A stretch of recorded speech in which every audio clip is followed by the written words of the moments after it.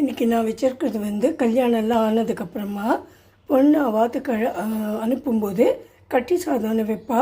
கட்டி சாதம் கூடன்னு அதில் வைக்கிறது வந்து இந்த மணத்தக்காளி வத்த குழம்பு தான்.